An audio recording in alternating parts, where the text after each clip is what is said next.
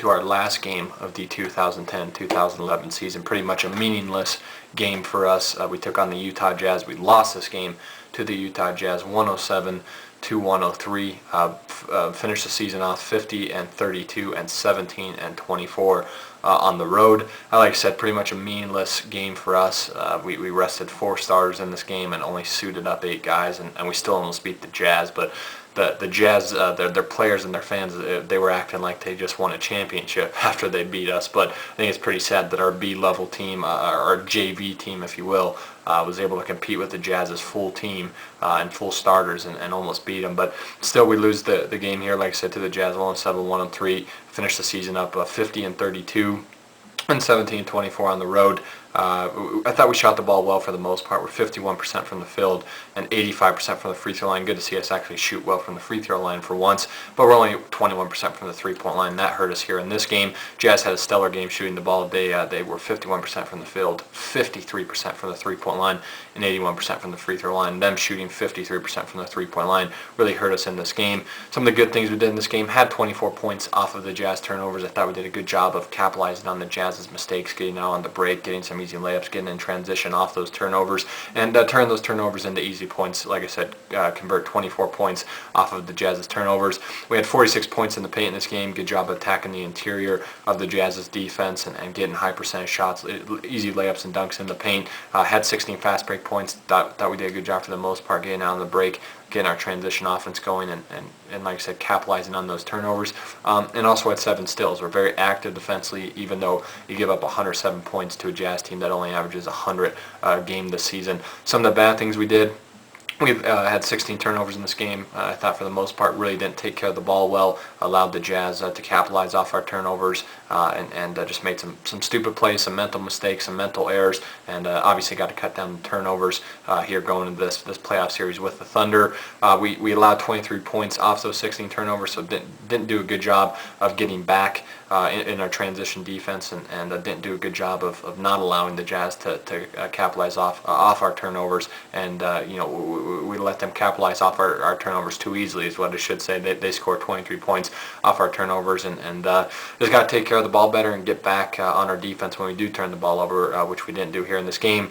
We allow 18 fast break points, as I mentioned before. Our transition defense wasn't great, and overall defense could have been better. You give up 107 points to a Jazz team that averages about 99, 100 points per game. That's 7-8 points over their average. Don't like seeing that, especially perimeter defense really hurt us here in this game. And we had only 15 assists. Played really selfish offense for the most part. Played really too much one-on-one from an offensive standpoint on the offensive end of the floor, but I think a lot of that had to do with us, only suiting up 8 guys.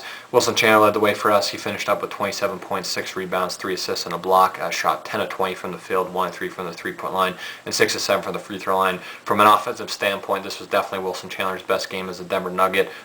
Really showed his talent and his ability to score the ball when he's given a chance, and when he's the go-to guy offensively. Like I said, he was great here. It was great to see him coming off an injury that he was injured. He missed the 2 games prior to this, come off that injury, and still play well and shoot the ball extremely well. Like I said, it was 10-20 from the field, 50% from there, and 6 of 7 from the free throw line, and really kept us in the game. Like I said, was our number 1 option offensively. Finishes up with 27 points to go along with 6 boards and 3 assists and a block, as I mentioned. Gary Forbes is good, 17 points, 6 rebounds, 3 assists, a steal, and a block for Forbes. He goes 7-11 from the field, 0-1 from the three-point line, and 3 of 3 from the free throw line. I thought was aggressive for the most part all night. It was very good offensively. You like seeing the 6 rebounds as well, and the steal and a block out of Forbes. He was solid defensively, and good to see him shoot the ball well, be aggressive offensively, attack offensively, and be productive with 17 points. And lastly for us, Al Harrington finishes up with 15 points, 6 boards, 3 assists, and a steal, but has a pretty horrible shooting night. 4 of 14 from the field, 1 of 6 from the three-point line, and 6 of 6 from the free throw line was Al Harrington, but still productive with 15 and 6, and was solid with the 3 assists. For the Jazz, Gordon Hayward, I think this was a career high for him. He had a career game against us here. He finishes up with 34 points, 4 assists, 3 rebounds, and a steal. He just couldn't miss a shot in this game. Was great from the field, 12 of 17 from there, 5 of 6 from the three-point line, and 5 of 5 from the free throw line. Our perimeter defense, like I said, once again was not very good in this game.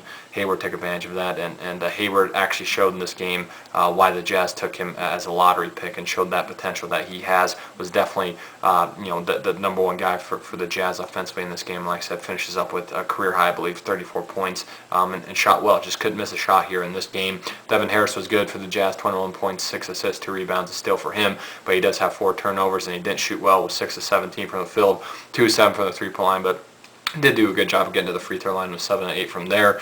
And lastly, for the Jazz, Al Jefferson was good. He finishes up with a double-double for the Jazz, 17 points, 10 boards for Al Jefferson here in this game. He also has 3 assists and a block, and goes 8 of 15 from the field and 1 and 2 from the free throw line. He was really good in the post. He had that combination of him in the post with Hayward on the wing, and really scoring the ball effectively and really not missing a shot. I mean, he had it going here in this game. That was a nice little 1-2 combination there for the Jazz. And Derek Favors and Paul Millsap combined for 24 points, 13 rebounds, 8 assists, 5 steals, and 3 blocks for the Jazz. Those two guys were great for the Jazz here in this game on the glass, passing the ball, being great defensively as well. Those two guys made an impact defensively for the Jazz with them combined for 5 steals and 3 blocks, and they combined for 24 points. Were very productive scoring the ball wise. So this game was meaningless. Like I said, I could care less that we lost this game. We rested 4 of our starters, only suited up 8 guys. It really was kind of a meaningless game for us. The good thing is we still competed with the Jazz starters. Our B-level team, our JV squad,